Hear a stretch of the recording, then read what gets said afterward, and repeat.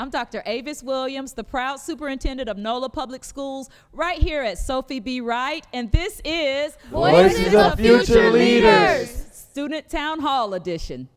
Well, greetings. I'm Dr. Avis Williams, the proud superintendent of NOLA Public Schools, and I am here today for Voices of Future Leaders, right here at Sophie B. Wright. Yes, we are so super excited to be here with some scholars for Sophie B. Wright to share some insights. You know, one thing that we pride ourselves in is making sure that we lift up student voice, to give our scholars a seat at the table and a voice at the table. And so we've got some important discussions that we're going to have this morning. But before we get to that, one thing that I want to really highlight is making sure that we're taking care of ourselves. And in NOLA Public Schools, we call this taking a mental minute. And so what I would like is for everybody to sit up nice and tall. And taking a mental minute is about being centered. It's about thinking about what you think about. It's about making sure that you stay in a sense of calmness. It's about making sure that you can maintain a sense of calmness, and it makes you make better decisions. And so we're going to just do a really short breathing exercise as part of a mental minute. So again, everyone's sitting up nice and tall. Relax your shoulders and roll your shoulders back. Roll your shoulders forward. Now what I want you to do, I want you to either relax your eyes or you can close your eyes. And we're going to take some deep breaths. And as you inhale, I want you to count to 4 in your head, hold it for a brief second, and then exhale and count to 8. So we're going to just do a few rounds of that. Let's inhale, hold it, and exhale. Let's do that one more time. Inhale. Hold it, and exhale. And last time, inhale, hold it, and exhale. All right, open your eyes. And that's called taking a mental minute. And we want to normalize being able to talk about mental health and wellness. And we want to normalize knowing that it's okay. In fact, it's necessary for you all to take good care of yourselves. So with that being said, we're going to get down to business and get some introductions from our scholars. And so we're going to ask our scholars as they introduce themselves, they're going to tell their name, their grade, and what their superpower is. And I'm going to begin, you know my name. My superpower is leading with joy, and I think that's important because the world can be really heavy, and we all have a lot of challenges, and joy is a choice, and I just think joy makes life better. So we'll start over here on our end here. Introduce yourself and tell us your superpower. My name is Dylan Sanchez. I'm in the 11th grade, and I believe my superpower would be resilience because regardless of what happens in life, injuries or anything, I still keep a smile on my face and push forward.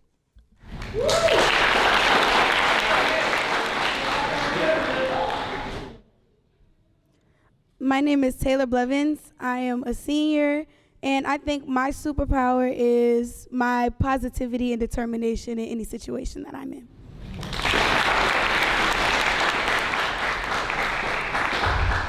I am Dallas Hughes.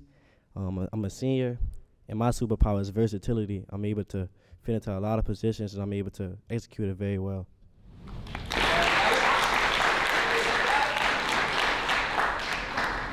My name is Cameron Lewis, and I'm a junior at Sophie B. Wright, and my superpower would be an inspiration. I lead with inspiration. I inspire others to want to be their true self. My name is Chase Eames. I'm in the 12th grade. My superpower is thinking. Those are some amazing superpowers, which lets me know we're about to have a phenomenal conversation. So let's dive right in. We live in extremely interesting times, and there are so many needs within our communities and, of course, within our schools as well. And in this moment, what brings you hope or gives you a sense of joy as a young person living in New Orleans right now?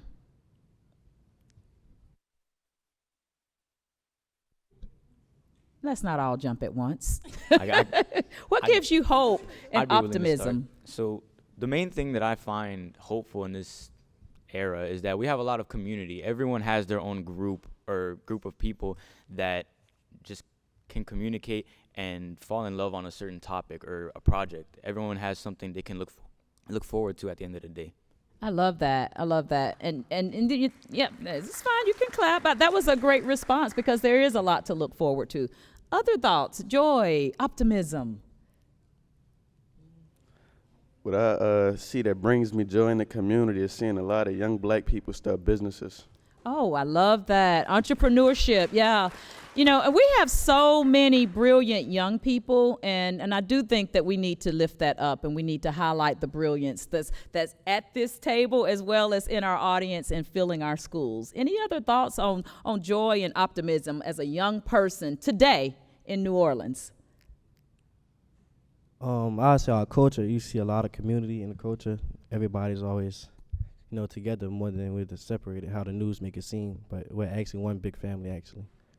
I love that one big family. Yeah, because you're right. If you only look at the media, sometimes the narrative can be extremely negative, and especially what the media sometimes says about young people. So I really appreciate you lifting that up. Do you want to add something? I was just gonna say that like we are united as one. I love that. United as one. So in each of your answers, there was a piece where you all kind of lent to a sense of belonging. And so for my next question, can you share a story about a time where you really felt a strong connection or a sense of belonging? And this can be within your school, within the community, even within your family. What are some things that have given you that sense of belonging? I'll talk about an instance from last year. It was actually like at a track meet one time this last year, and I went down with an injury because I pulled my hamstring or something like that. And my teammates, they supported me and all that. They made sure I was all right, and they still made sure to go get the victory at the end of the day. So that just showed like my teammates had my back, even if I didn't have theirs at the time. And I love that they got the victory at the end. That's good stuff. Yeah. And it's important that we are parts of groups, even though you're your own individuals, being on a team or working with groups and clubs and that sort of thing can certainly add to that sense of belonging. What else? What are some other stories or thoughts? When I came to Sophie B. Wright, my 10th grade year, coming out of Ben Franklin, I never really felt like I belonged anywhere there. But when I came here, it's almost like I could find my group of people. I found the people that I could get along with, that I could grow with as a scholar and like just as a person. I love that. Yeah. And, you have to find your people, right? Even though, like I said, even as individuals, it's always a good thing to have that sense of belonging with your people. And I would like to add that here at Sophie B. Wright, we have positive and great competitions such as the great debate. When competing in that, you feel like you can be what you want to be. You enjoy yourself competing against your peers, but it's all positivity and fun. Oh, the great debate. So did any of you participate in the great debate? What were some of the topics that you guys debated on? Do you remember? What was one of the topics? Is it morally permissible to kill to save the life of others? Wow. Now that is to save the life of others. Okay, gotcha. Yeah, and it was a great debate? I love it. It was a great debate. Yeah. Any other thoughts on belonging? If not, we've got other questions. So let me ask you guys this. We talk about challenges and we talk about the fact that the media portrays our city and our young people in a certain way. But what, in your opinion, is the biggest challenges that young people face in our community? And then as part of that, you can identify the challenge, but what supports do you all need to help you overcome those challenges, or your peers that are younger than you to overcome those challenges? Okay. The biggest challenge teens face in our community is problems with their mental health and the bad social media influence, and as well as peer pressure. Mental health, peer pressure, and social media. What do you think, audience? Do you guys agree with that? Yeah. We're going to have to unpack that a little bit. So do you all agree with that? So let's talk about the mental health piece first. Can somebody say more about how you see mental health as a challenge as a young person? So a lot of times in black communities and black households, they don't mental health isn't really talked about. It's always either brushed off or you'll be fine, you're just sad. So it's like you never really get the problem solved. You just suppress it enough to where some people can't see it. But that could create a bigger issue later on in life, because now you've suppressed all of these feelings. So when now they come out, you don't know how to handle them.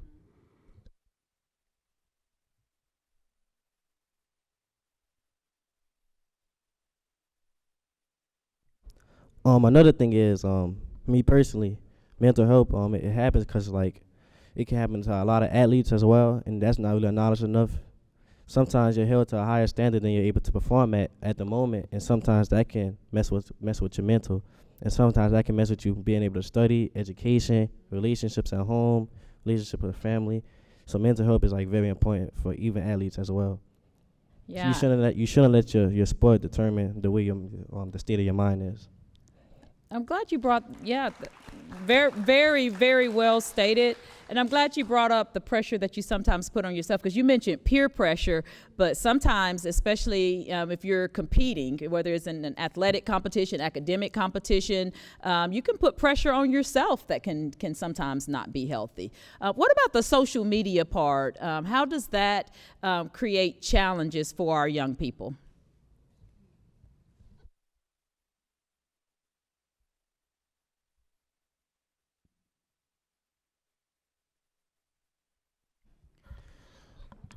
So I think social media sometimes it portrays a fake persona of like how the world actually really is.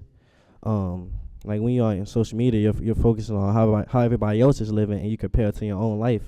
And in reality, everybody's life isn't like how it is on Instagram. You know, it's real problems that happen in the world. So you shouldn't let the social media like determine how you feel about your life. Because at the end of the day, your life matters as well.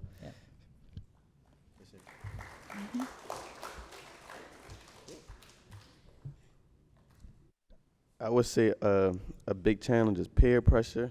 Just seeing, letting people make you do something that you don't have to do. Yeah, that can happen in real time and on social media, can it? You know, because that fear of missing out is real, and the idea of being able to look at likes or how much people engage with you on social media can definitely create some challenges. So the second part of that question, though, is what do you need? How can we as leaders and as adults support you? And again, I mentioned you, but also your younger peers, because you guys you're going to be grown and in college and in the workforce soon. But meanwhile, these problems may persist in our community. So what type of supports are needed? I'd say that one of the main supports that people have nowadays is sports, as well as just any extracurricular activity, things like drama, debate club, football, soccer, basketball. All those sports have communities, and you make friends in that. You make people who you may never have spoken to. You can find someone who's very similar in interest to you, and you can make a very close bond, as well as your coaches can bond with you and help you talk about things and work through any problem you're going through. And I'm glad you brought up sports again, because, you know, even though it can be part of the pressure, it can also clearly be a very positive thing. So I'm glad you brought that up. Other thoughts on supports? Okay, to expand on what Dylan said, yeah, most athletes, they may use their sport as an escape from the problems, and it can has a good outcome. But another thing that I would like to add on is that you need people who show that they care, and you need consistency. And I love the fact that you said consistency, because not showing that you care some of the time or when things are positive or good, but showing that you care all the time. And as leaders and as adults, that is something that you absolutely deserve to get from us. Any other thoughts about the challenges or the supports? For support, I think it's very important to also set goals for yourself. Because if you know where you are and you know where you want to go, you're going to take all of the steps that you need to take to get to that goal. And that'll also help you deal with stress, because I know high school is really stressful. I'm seeing a lot of it this year, how stressful it really is. And if you don't set a timeline for yourself, you don't set what you want to do, where you want to go after high school, your mind gets jumbled. and it's almost like you have nowhere to go. So it's important to set those goals for yourself, just so you know where you're at, where you're going, and how to get there. And I'm glad you mentioned goals. Yeah, that's definitely very insightful. So I want to pivot just a little bit and talk about school, because you mentioned setting goals so that you kind of have a roadmap. So what are some things that you guys need from your school to be successful, and what are some gaps that you would like to see us work on so that the students who are coming up behind you have the supports, the resources, the tools that they need to be successful? What do you already have that's pouring into you, and then what are some things that we can do better as it relates to either the rest of your time with us in our school district or the peers that are coming up behind you? Can I start by saying, here at Sophie B. Wright, we have teachers who care, and that's what I love most about it. They won't just let you fail. They show affection as well as pushing us to do better. Love that, love that. Other thoughts? Another I'd say it's more like a program that we have at this school that's very helpful for most of our scholars, is that we go to dual enrollment, which is where we are enrolled in a class at UNL, 2 classes per our year. And that's very helpful for our future, so we can get a jump start into what college is really like, as well as giving us credit and saving a lot of money and time on someone who may not be able to afford it. Yep, and that saving the money piece is extremely important, because college is definitely getting more and more expensive. So I appreciate you lifting that up. What else? What are some things, like if you had a magic wand, and again, it may or may not impact you because you guys are almost finished with your high school career. But what if you had a magic wand, what would be something that you would want to see in our schools that would make things easier, better, or make scholars more successful as they move through middle and high school? Personally, I just feel like sometimes people just have to get things off their chest. You know, they might not feel comfortable telling it to everybody, but I feel like they had a certain person or certain staff member that they could talk to up the problems about, it would like solve it a lot. Yeah, one thing that I always say is that every child, every student, every scholar should have at least one trusting adult. And it sounds like you guys have many options to choose from here. And I do think that that's important for young people, because when you have a problem, you do need to be able to talk to someone about it. Sometimes it can be a peer, but a lot of times it does need to be an adult. So appreciate you lifting that up. Other thoughts? I would just say another helpful thing that the school gives us is going on college tours to help us see which college we want to go to for college. Very good, because there's a lot of choices out there. And, when you think about what you want to do or be when you grow up, it does help to have a thought partner and some guidance with that. So we talked a little bit about social media already, and you guys know we live in an age where technology changes rapidly. And you guys are familiar with artificial intelligence, right? AI. Now, let's be clear, AI is not new because it's been around for a long time, but generative AI like ChatGPT is something that's growing. And so one of the things that I wonder about is, how do you see generative AI influencing the way you interact with your community and with each other? And I mean this both in a positive way and in a negative way. So when we think about artificial intelligence and how it's growing and blossoming, how does that impact how you guys interact? So personally, you have gaming systems like Xboxes and PlayStations and stuff like that. So even if you don't really go to school like that, or you don't really have friends inside of school, outside of school, you can like play the game with friends that go to different schools and stuff. You could be able to bond while playing a video game. I love that. Yeah, because and that's one of the positive aspects of it, because when we think about AI, it doesn't all have to be from a negative standpoint. When we think about technology, period, it doesn't have to be from a negative standpoint. Other thoughts? I think that ChatGPT, it gives you a lot of ideas if you need help, and it could give you a lot of suggestions for any homework or any other thing that you need. Yeah, that is so true. You know, I was looking at the news this morning, and there was actually a story about using Chat GPT for college applications, you know, for the essay part. Don't do this. But the idea was that it gives you, like you said, just a framework, a foundation. And one thing that you have to recognize is that Chat GPT is not you. So it can't have your personality or your voice, but it can give you ideas. So, yeah, I definitely appreciate you lifting that up. Other ideas about technology or AI? Is it? Okay, we can move on. We good? All right, let's move on. Okay, let's talk about leadership. Now, you guys are here on Voices of Future Leaders. So what do adults in leadership need to stop, start, or continue in order to improve the quality of education and the quality of life? So what do we need to stop, start, or continue to make life better for you at school and in the community? The adults need to stop judging the youth for some of their mistakes and start listening to what they may have to say. They need to show the kids that they care about them and want to see them succeed in life. I love it. And I agree. Absolutely. Other thoughts? Another thought that I'd like to say is that when it comes to adults, they really do take care of the kids here. For example, this school is very good at food. They're very good at other things, but that's one of my favorite things about Sophie B. Wright. They have an incredible options for food. They give us gumbo. They give us matters. So many really That good matters, right? I love hearing that, because too often that's one of the complaints that as school leaders, it's like, we want different lunch. So I'm really glad to hear that. Our food is probably the best in the nation, in my opinion. We have the Love best. it. So we need to continue that for sure. Maybe spread it in other places, right? Other thoughts? So what do we need to stop, start, and continue to make your life better?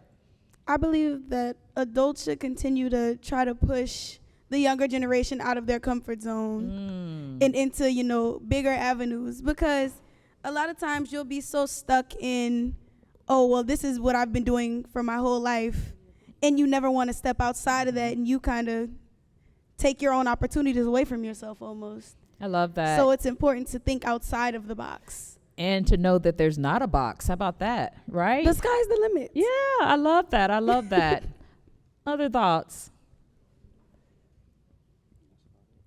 All right, so let's hone into your school. Okay, I know we have the best lunch in the world here, right? The best food in the world. We got that part, and that's exciting. But what are you most proud about as a scholar at Sophie B. Wright, and as a current and future leader within our community, within our state, and within the nation and the world? What are you most proud of? I would be proud of, as a student at Sophie B. Wright, is the support that we get, support and help from teachers. Love it, love it. I am proud of the consistency that our staff has. So over my 4 years, since I've been a freshman, it's been mostly like the same staff that I've been seeing every single year. That's good. Like at some schools, it's a different teacher every 2 weeks, every 2 or 3 weeks. But at this school, you're able to see the same teacher or the same staff members over and over again and create a bond with them. Yep, and that's good, because it speaks to a level of consistency and to a positive school culture. That's amazing. I love that. The most thing that I am proud about of being a student at Sophie B. Wright is I was brought out of my shell. I was able to have an impact on my peers.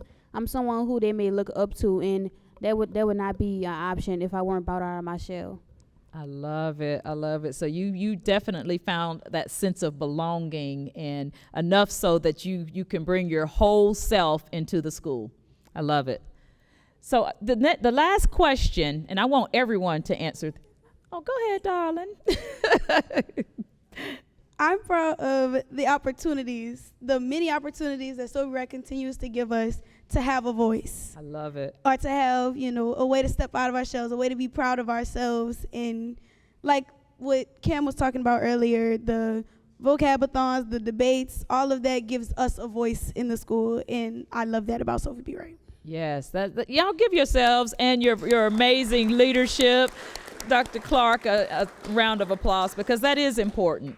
That's extremely important. So the final question that we're going to have, and then we will take a couple of questions from our audience, is what do you want as your legacy? Now, you guys are still very young, so you may not have started thinking about legacy yet, but think about what you want people to know, to believe about you. And we're going to start on this end, and I want each of you to just tell us, what do you want to be your legacy?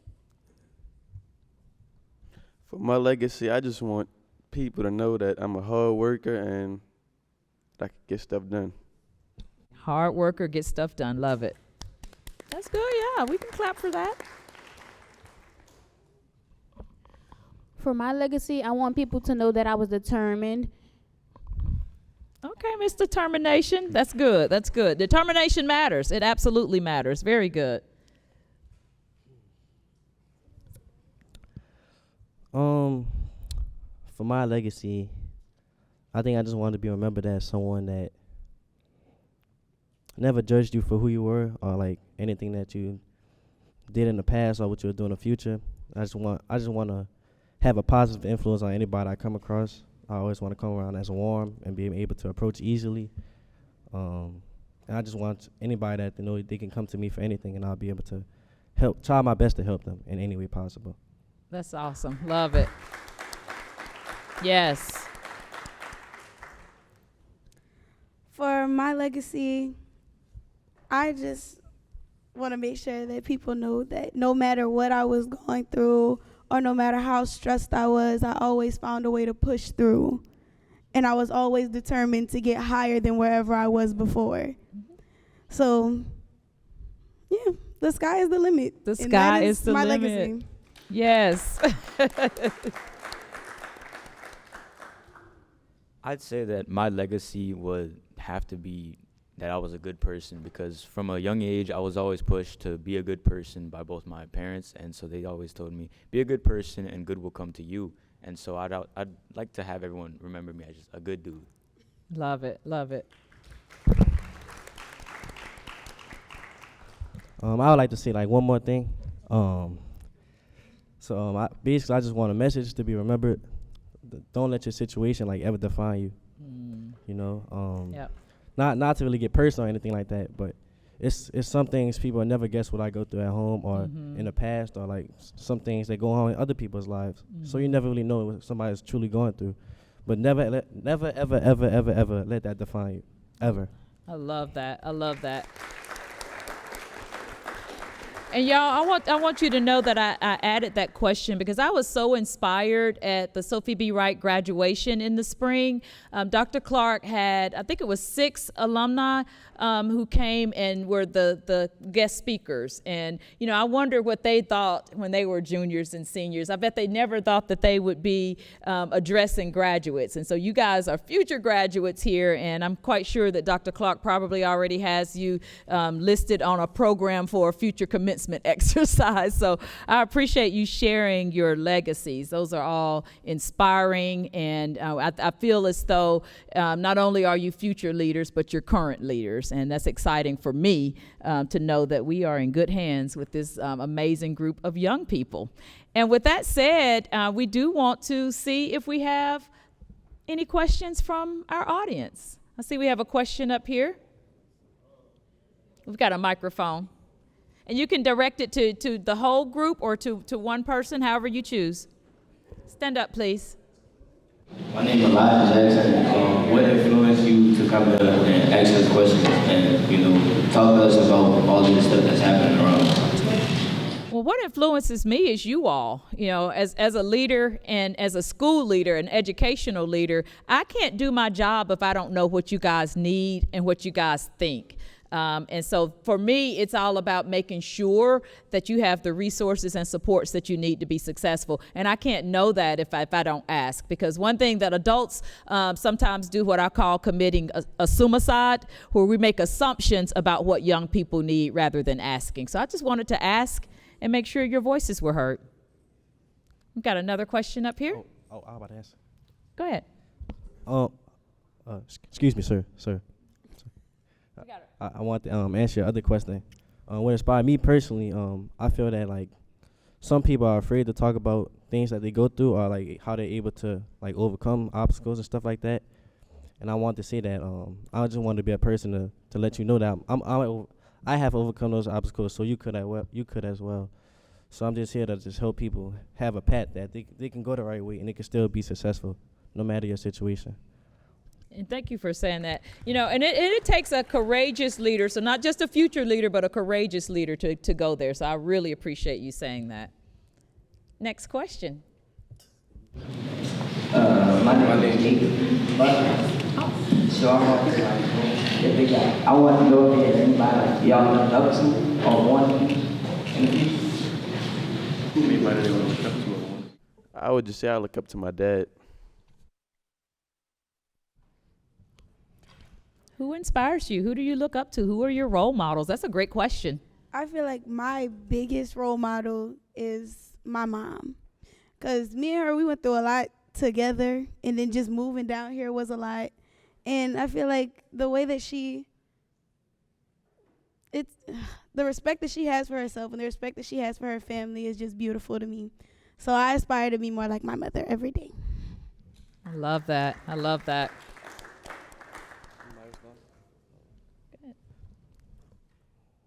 I like to see my mom and my siblings as well. So at my house, I'm the only boy. I have 2 older sisters and 2 younger sisters, plus my mom.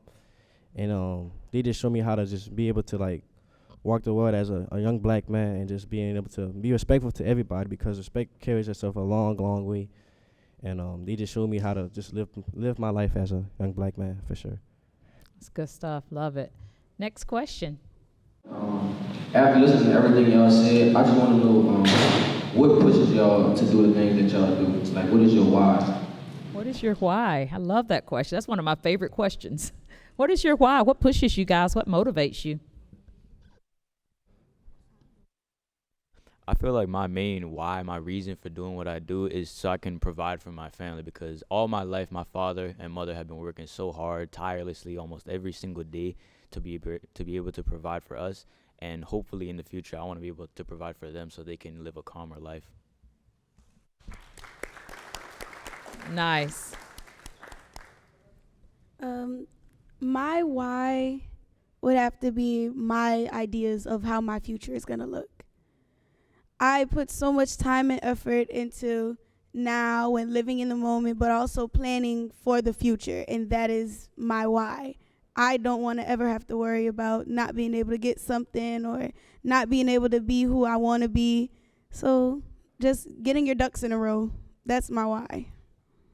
That is so good. And I can tell you're a planner, you're a goal setter. That's amazing. And it will make sure that the sky is the limit. Love that. All right, I think we have time for one more question. What do y'all see yourself in your future? Like, what do you see yourself doing at the college level or national? Great question. What do you see yourself doing next? What's next? What's in the future for our future leaders?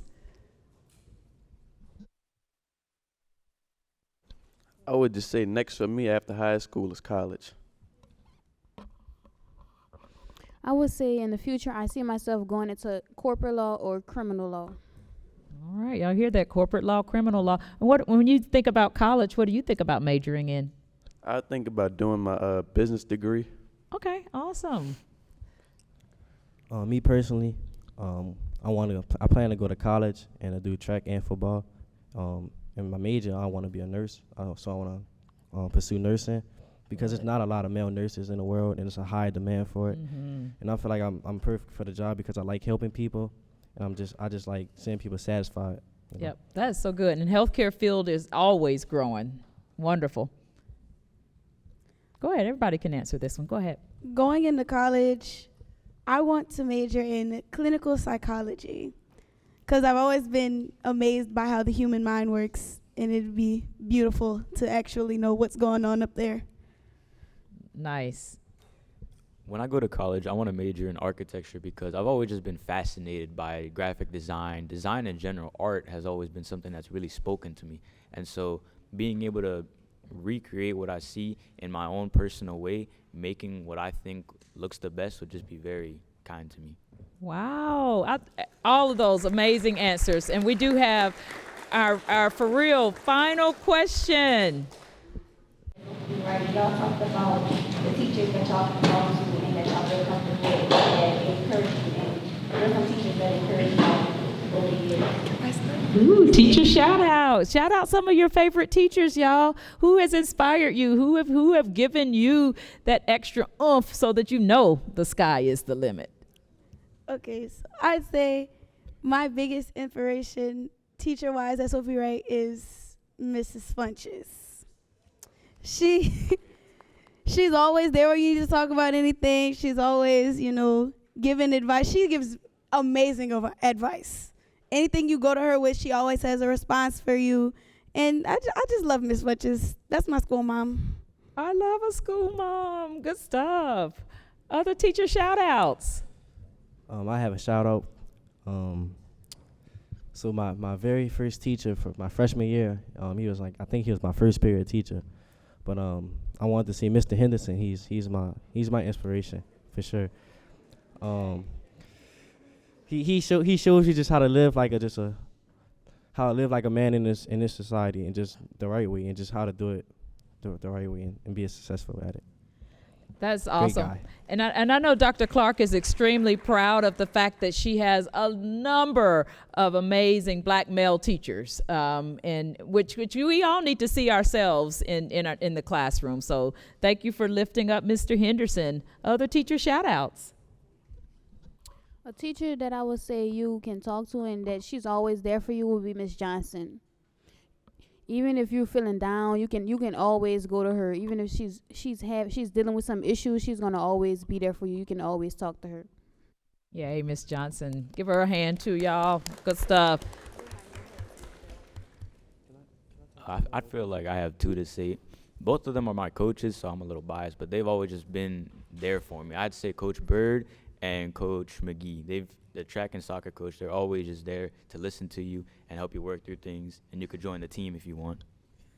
That's good. Coaches are amazing, and I'm glad that you've got some coaches who support you as well, because teachers and coaches are one and the same, and so that's good stuff. I also want to say I have major respect for the more elderly teachers, Ms. Reed and Ms. Parker. They've been doing it for a long time, and they've been so consistent at it. And I just give them my flowers. That they're great, they're amazing. So they're amazing for sure. And you know what, guys? I really appreciate you lifting up teachers. I've often said that this is the year of the teacher, and our teachers do not get enough love. And so thank you for that question, and thank you all for your shout outs. You want to do a final shout out for a teacher? A teacher that I could talk to is Coach Dorsey. I remember Coach Dorsey from 8th grade. He was a teacher at St. Hug, and now he's here and helping me here. Nice. I love it. I love it. I love it. Well, y'all, go ahead. I would also like to shout out our principal, Miss Clark.